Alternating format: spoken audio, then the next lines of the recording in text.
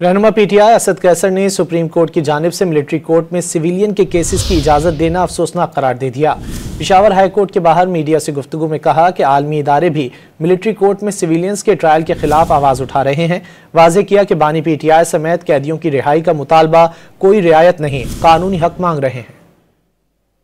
दुनिया में जो इस वक्त आप देख रहे हैं कि जो यूरोपीय यूनियन का और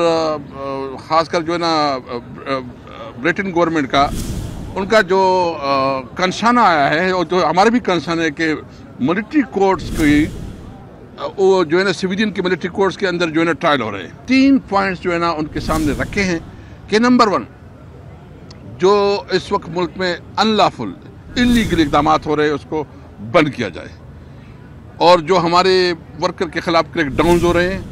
जो जेलों में हमारे वर्कर के साथ जो जेल कैदी है उसके साथ जो सलूक हो रहा है, और ख़ासकर जो इस वक्त हमारे लीडर हैं और दीगर इमरान खान और